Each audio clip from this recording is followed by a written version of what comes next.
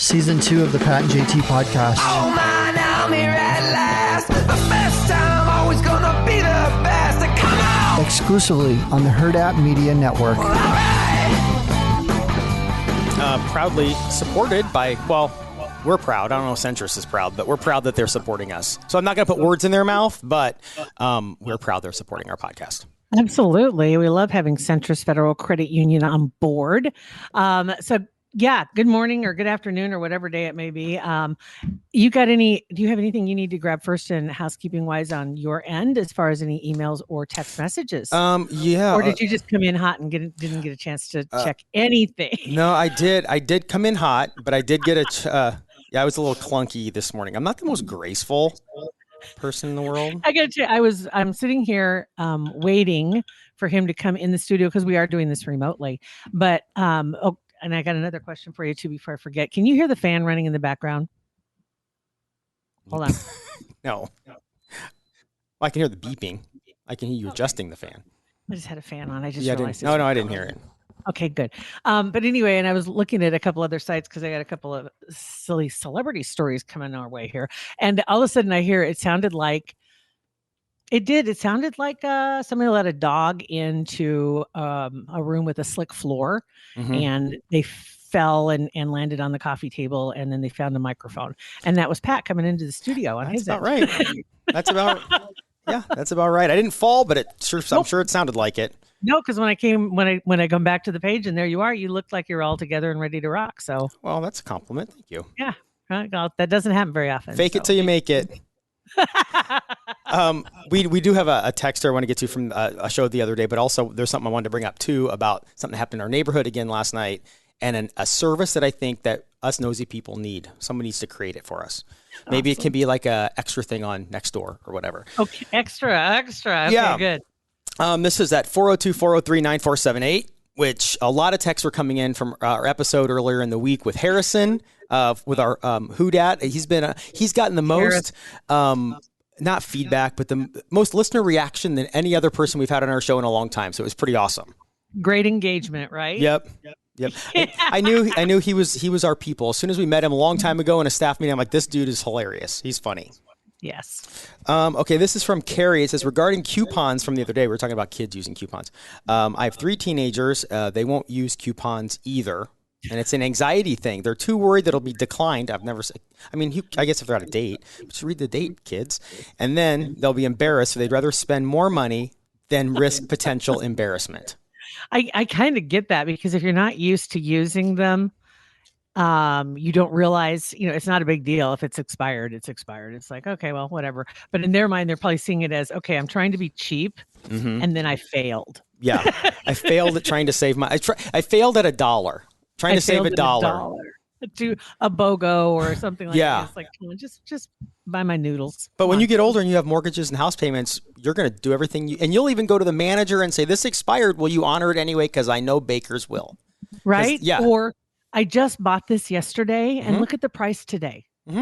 Seriously. Yeah. Can we adjust mine? Okay, so Beth and I did that the other night. We went for Chinese food at Hy-Vee, and we decided when we were out, like, oh, wait, we got that thing in the mail. Rollers, man. I love it. What's that? You're rollers. I love it. The Chinese food at Hy-Vee is the bomb. Yeah. Oh, it's amazing. But we're out and we're like, hey, let's go get Chinese. Like, we never just go and get food. And obviously this is not like a date out. It's just Chinese at Hy-Vee. But so let's put it in perspective. But we remember that they sent out their like monthly little coupon deal where every week they have different things on sale. And one of them was BOGO, buy one 2 entree thing, get a second one for free. So we go and they're like, oh, well, usually if you talk to the cashier, they'll have it, whatever. So we went to this person that looked like they were running the joint and talked to them. Like, what? Talk to the cashier. So we're in line, and of course there's a couple people behind us, and the cashier's like, what? Didn't know exactly what was going on. Had to search, call someone. Anybody would have been embarrassed by this, but we weren't. And It was next week's coupon, not this one. So all that delay, and it didn't even work. But whatever. Nice try. We didn't care. It was worth trying. We had masks on. Nobody cares. Who knows who we were? Right. So thanks for your text, 402-403-9478. We appreciate it. That's awesome. That is awesome. All right. So a couple of things, something we haven't talked about in a while, the Kardashians. Yeah. And we haven't really talked about them for a while. I haven't been following it. I know you used to. Are you still keeping up with the Kardashians? No, I mean, no, not really. My wife does, but I don't. Because one of the stories I saw said that Pete Davidson is going to make an appearance on Keeping Up with the Kardashians. That's pretty serious, isn't it? Yeah, and I'm kind of confused too because the show ended on E, and then I think it came back on like Peacock or on some other streaming platform.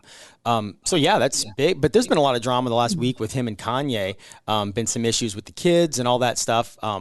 So yeah, there was one story. I'm going to grab this real quick here because Kanye was mad because they had a birthday party for one of he and his kids with Kardashian with Kim.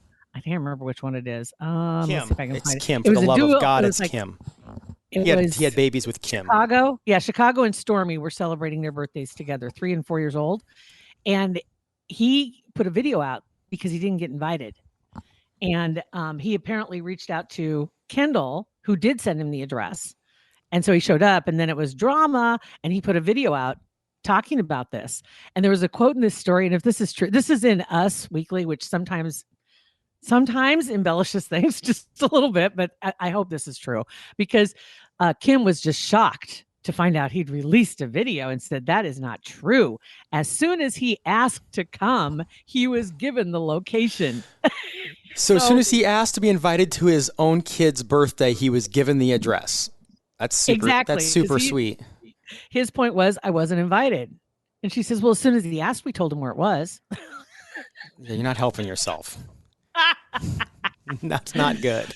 Oh my God. And then Chloe, she and Tristan apparently are completely done because he's had another baby with another woman. Yes, and I did see that on Instagram story a couple weeks ago where he put out this statement saying that this baby mama, whatever, she had the baby, then the paternity test, and it came back that he was the father, and he's going to step up and take care of it, and he apologized to the whole Kardashian family for just being a total dirtbag, really. Yeah, pretty much. And I know it can't be easy on his end because you remember all the drama when she moved to Cleveland and then she came back, and then it was like there was a lot. Yeah, 100%. Except for the one thing that he does have control over is keeping it in his pants. I don't care how stressful. Like I've had stressful days around here, and I'm not taking paternity tests anywhere. You know what I mean? Like right? you got a little stress going on, just keep it zipped up, dude. All your problems will go away. It's a simple little rule. Go to That's it. So Topgolf. Chloe is thinking about doing the dating thing again, but she said after being wed to Lamar Odom, and that whole story. And then this Tristan stuff, the quote from her is she's going to try to, quote, think outside the box when it comes to who she's dating. And I'm like, oh my God. Yeah, I would think so. Or just how about, just take a break for a while. Don't jump. I would say you have a type. Don't go after that athlete sort of type because more generalizing here, but it's kind of proven to be true that athletes in whatever have a hard time in relationships. The professional athletes, it seems like you see, and I'm sure there are several that are just fine, but it seems like the ones in the spotlight, and maybe they're in the spotlight because they keep screwing up, or they get all this attention and they decide they can do whatever they want. I think that's it. I think they like all the attention. Yeah. And just roll with it, right? Mm-hmm. And then Kanye has a new girlfriend. Yes. 31 years old. And there's actually Hollywood Raw posted a video of that a couple days ago. It's on the Instagram at Hollywood Raw, and I think I shared it on mine too. But yeah, it's pretty interesting. They're kissing. What's cool too is that apparently he took her to a birthday party or a party the other night. I think it was Madonna had a party of some sort, right? And isn't that just like the crazy? Something will never be said about me. Okay, somebody brought me to a Madonna's party. I didn't get to go to my own kid's birthday, but Madonna called and invited me. Whatever it was. Yeah. But he happened to. So they're all there, and he took his girlfriend. So he introduced her to Madonna. Next thing you know, they're sitting there and talking. There's some pictures of her and Madonna together. She looks a lot like Debbie Mazar, and you remember Debbie Mazar is a huge influence on Madonna since the 80s. And Madonna's trying to put this biopic together of her life. And apparently there's rumors that this girl may be in the running now. Oh, interesting. Kanye's girlfriend. Yeah, to play that part. She looks just like her. It's just crazy. Wow. That's cool. So, yeah. Anywho, and then a couple more. This one made me laugh because this is a story. I never do stories about U2. I hardly ever even read stories about U2, U2. the band? The band. I never see stories about U2. Well, Bono, U2, they're kind of he's very much in the, political. He's not afraid to get out there in front of things. But as funny is that he did a podcast. Yeah. And on the podcast, they got to talking about their band. He hates most of their songs and the whole band hates their name. Wow, really? They said when they were trying to figure out what to name the band, because they started back in like high school, when they started together, they wanted to call themselves The Hype. But they thought, it doesn't sound really that good. It's not that great. So they had a bunch of other options, and U2 was on that list. And they said basically they grabbed that one because it's the one they hated the least. Wow, they're probably not thinking that they'd be this global, humongous band that they'd have to stick with that their entire life. No rebranding for them. Right? Isn't it weird how bands are so different where some of them love their music? They love it so much. They're probably sick of playing it, but they love it. They love their name. They're so happy to do what they do. And then there are other ones that I hate everything. I hate the music. I'm just doing it. Then stop. But it's a money grab. It's all about the cash. Then stop, dude. Absolutely. Okay, then last one I got for you is a comedian that posted this video. Apparently, if you live in New York City, there are parts of New York City where they're very proud of how small their apartments are. And there are even there's even almost a competition for who has the smallest apartment. And one guy was out there saying he had the smallest. It was 20 feet. I think 20 feet by 6 feet is what his apartment was. And there's pictures and there's a video that went viral on TikTok of this apartment showing it off and how he lives in there. I'm thinking, okay, tiny houses, but they're poorly laid out because they're basically somebody's spare room almost. It looks like they built a wall and just called it an apartment. I mean, it looks like a fire trap. Yeah. I'm sure it is a fire trap because probably no window, just a room, nothing. It is. It's crazy. It really is. And so another guy stepped forward because he has his apartment. His apartment is about 100 square feet, but not 10 by 10 in any means. There's only like 6 feet wide and then some kind of 20 feet long, but not really. So anyway, they're going back and forth about this, and he gives this TikTok gives a tour of the apartment. He doesn't have a stove, and some people were pissed off because it looked like he had a stove, and it actually was a hot plate that doesn't work. So he bought a $10 hot plate at the dollar store, and then what was the other one? Oh, and he found a grill, which was a George Foreman grill in the hallway, so he took it. Ew. Gross. Doesn't have a bathroom. I don't know how he handles that. That's easy. If you've got a sink, you're good. I guess. And he had a sink. So you're fine. That was about it. But anyway, I just got a kick out of it because I remember when my cousin lived in New York and his apartment, when we walked in the front door, you were in the middle, basically in the middle of the apartment. So you could go to the right or to the left in equal distance. And the right was like this small area that was the living room. And to the left was the kitchen, bathroom, and bedroom, which was and then the bed flipped up against the wall. So you'd have a little extra room, super tiny. But like this guy's paying over $1,000 a month for that's nuts. His little apartment. And I can't remember what Chris was paying, but I know it was crazy. That is insane. I love seeing the tiny houses. I love small spaces that in like buses that are flipped over to look like a house. I mean, it's amazing what people can do with small spaces anymore. But $1,000 a month for that is nuts. The buses, I love when people redo the buses, and they're just they're kind of like reimagined RVs. Mm-hmm. They just design their own. But in the tiny houses, I love all the little surprise ways that they find to be organized. Yeah, and to have all the amenities. Yeah, which is cute. So New York could take a cue. Right. Absolutely. No, I agree. A little tiny house thing. But a good time to bring up Centris Federal Credit Union, because we're talking about cutting corners. I don't want you to cut corners, sir. You're in a 10 by 6 room in New York City. But if that's what you want to do, because you're like, I just want to save money. I want to purge it. Because I don't know if it's a dude thing or just a part of life thing. It's like, I just want to get rid of everything. That, like the 6 foot by 20 foot apartment, that doesn't sound bad all the time. It's like when you get down into your storage and you have all this crap, you just want to, it's like, I just want a 10 by 6 foot room with a bed, a TV, a John, and that's it. Right? Mm-hmm. And way less cleaning. Yes. Way less cleaning. And, cheaper than a huge house, but whatever. So if you're looking for a way to maybe to cut down, cut back, save some money, whatever it is, Centris Federal Credit Union is here for you. And they invite you to stop by the website or give them a call. They have so many financial experts, no matter which direction you're coming from, mortgage, student loans. It doesn't, whatever you're trying to figure out, or maybe you just have something that popped up. You got to find a way to get some money together so you can take care of it. Because I just went to the dentist yesterday and I got to do that. Anyway, that's top of mind for me right now. Right? Perfect for that's another example, Sophia. You're not listening, but Sophia, see, you have something, you go to the dentist, blah, blah, blah. You need something, you pull it out of savings so it doesn't affect your checking. Real life example, yo. Exactly. So give them a call or stop by their website. Perfect. It is centrisfcu.org or 402-334-7000. Just say, Pat and JT gave me their 2 cents, so I want to talk to you about whatever, and I'll be more than happy to chat with you. Yeah. Please do. All right. So super excited. We got a guest on the show with us today. Her name is Jordan Fletcher, and I just met her recently. And Jordan is with Casa, Omaha. And hi, Jordan. Thanks for popping in with us. Hey, Jordan. Hi. Thanks so much for having me. I'm so excited to be here with both of you today. Thank you so much. I had the opportunity, Pat, to hear her speaking about Casa Omaha and just kind of the history of it and how it works. I thought I kind of understood it over the years because it's been around for a long time, and you can speak to this, Jordan, kind of give a history of how it got started and what they're doing today. But I'm shocked by just the sheer number of people that are utilizing the service and that need the service. Also, you're still trying to get more volunteers. Yeah. The amount of volunteers that we have, we are just in dire need.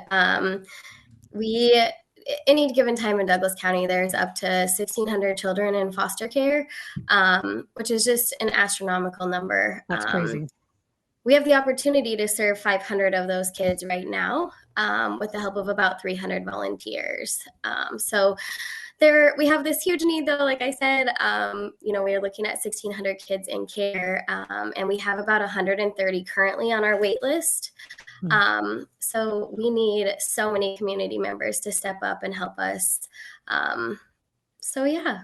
Talk a little bit about what you guys do. I mean, what is it and what the obligation is, because that was kind of shocking to me. It's like, it's not like somebody as a caseworker or one of the Casa volunteers can help several children.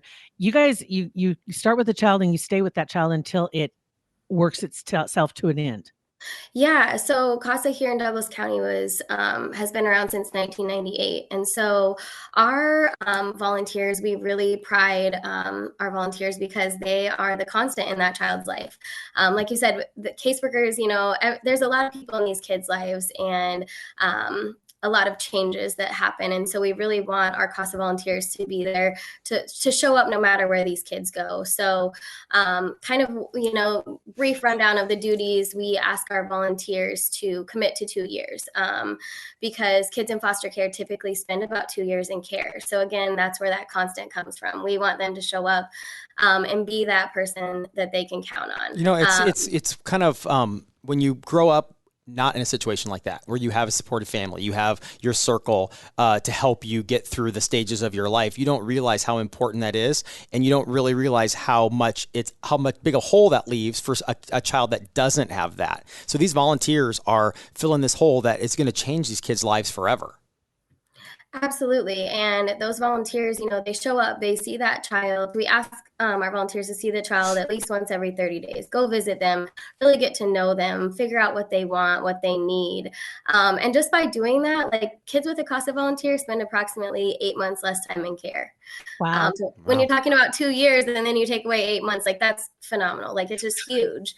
And our volunteers, the kids that we serve have better educational outcomes. They're less likely to enter foster care again, to re-enter the system. And so there's just so many benefits. Let me ask you something, just playing devil's advocate, because if somebody is going into foster care, in most people's minds, you're thinking, okay, they went into foster care, they're taken care of. So what's the gap that's being filled and helping those foster parents, I think, is kind of where it comes in but I'll let you explain that. Yeah. So our caseworkers here in Douglas County, I don't know if anyone knows what's going on in the child welfare system, but we went from a privatized system to now the state is taking back over those cases. And so there's a huge shortage of caseworkers. And caseworkers are assigned multiple cases, right? I'm just going to guess like 30, 40 cases. That's cases, not kids. Wow. So our volunteers are that person for that one case. Our volunteers typically only have one case. So whether that's, 2, 3 kids, their sole focus is just that case, not the 30, 40 cases. So instead of having to triage, our volunteers can focus on those kids and what they really need and make sure they're not falling through those cracks. Because as much as the caseworkers want to do as all they can, like they're so overwhelmed and overworked that they just don't have the time. So our volunteers have the time, they have the resources and the support, and they can really focus on those kids and what they need. That's awesome. What does it take to be a volunteer? I mean, I know there's a commitment that comes with this, let alone that, you talked about the 2-year commitment of working with a case, but what's it take to get there? Yeah, so we need you to be 21. You have to be able to pass a background check. And really, you just need to be compassionate, right? A compassionate, caring adult. But we provide training. So our training is over the course of 5 weeks. Oh, don't be scared. It's 5 weeks, 3 hours on Zoom, and then up to 3 hours on your own time each week, reading case studies, doing a mock court report, that sort of thing. But once you're sworn in, that 30 hours, it's not 30 hours like so intense. It's, 10 to 12 hours a month. So I always say, like, we really probably all have that time to give.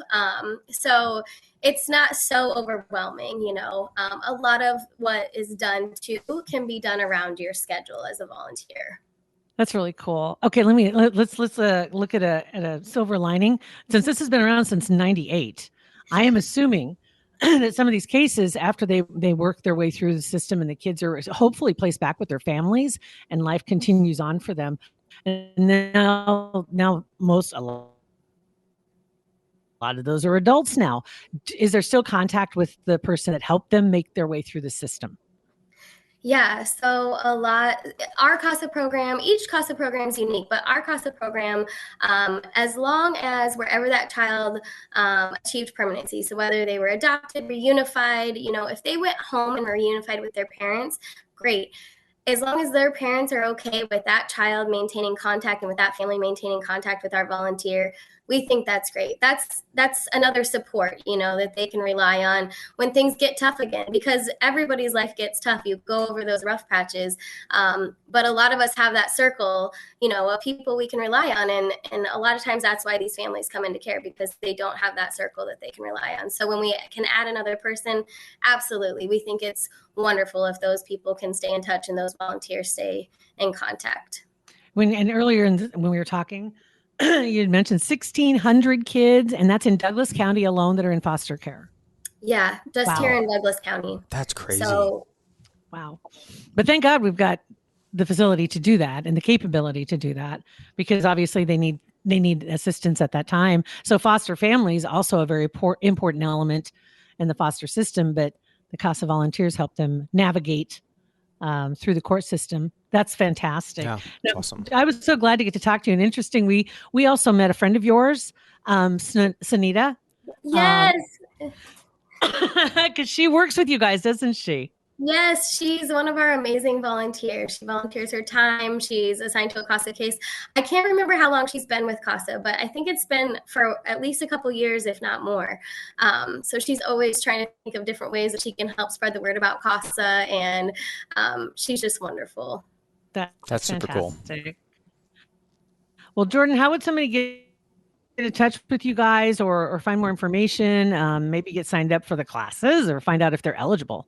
Yeah, so if you're interested in becoming a volunteer, you can just go to our website, casaomaha.org, click the volunteer button, fill out an application. That comes to me, and then I'll get in touch and we'll start that process. If you're not quite sure, I don't know if this is quite for me and I just want to talk to you, really, feel it out a little bit, please feel free. You can email me. It's jfletcher@casaomaha.org. My information's on the website as well. We have a lot of other different things you can do to be involved too. Like I said, if you're just on the fence, we have different things like Project Hope Pack, where we partner with 14 different agencies in Omaha, and we fill backpacks with necessity items, essentially, for those kids in crisis or transition. We see kids that come in to foster care all the time, and they had to leave unexpectedly, and they don't have anything. So I always kind of say, like, what if I forgot my phone and I had to borrow it? It's kind of like kids, they don't have shampoo or anything. They have to ask you to borrow, can I use some shampoo? Yeah. No, we don't want you to do that. We want you to have your own stuff. Yeah. And so this backpack just provides that. So people can, come in and help fill those. They can donate to that. There's a lot of different ways to become involved. So yeah, there's a lot of aspects of this that I learned a lot listening to, and that was one of them too, is just the fact that when the process of when you go to get one of the kids and they have to be brought into the system, and some of them have nothing but the clothes on their back, or they have it in maybe what few things they grabbed in a paper bag, or something like that, and being able to have something you can give to them, and this is your stuff, so you're taken care of, has got to just mean the world to them at that moment. That's awesome. Well, Jordan, thank you so much for popping in with us and sharing your story and your information. And hopefully I'll get to see you again sometime soon. It was great for you to take the time to pop in with us. Well, thank you so much for having me. I'm so excited. This is I love this organization, and I'm so happy to be a part of it. So if you're looking to volunteer somewhere, I would highly encourage you to reach out. So thank you all so much, and hope you have a wonderful rest of the week. You too. Thanks, Jordan. Thanks, Jordan. Thank you. See ya. If you guys want to volunteer, the links are in their description too. You can go right directly to their website and find out more information and get involved. What a great organization. It's fantastic. And they do have some fundraising events coming up this year. I think there's a golf tournament that's coming up in August and some other events. And you can find all that on their website. But when I heard her talk, it's just like all those little points that made the hair on the back of your neck stand up, because you're like, 1,600 kids. And you're like, oh, they have nothing. Oh, they have the backpack system. Okay, that's great. It's like, I had no idea. Yeah, it's the stuff you don't think of. It's the little things like this, the borrowing shampoo, the toothbrush, the getting out of a situation fast, not having time to grab that stuff. You just don't even think about it. So thank God they're around, and they do. Exactly. So glad to have people like Jordan in the community and doing the things that she does. And I thought it was kind of weird that it just happened to be that we met Sunita yesterday and Jordan, and I'm like, wait, I think these two know each other. Which is awesome. That is awesome. All right. Good deal. You can tweet to us. It's Pat and JT. Instagram, it's Pat and JT. And then you can find our own individual personal ones on there as well. Or text us at 402-403-9478. Thank you for listening. Pat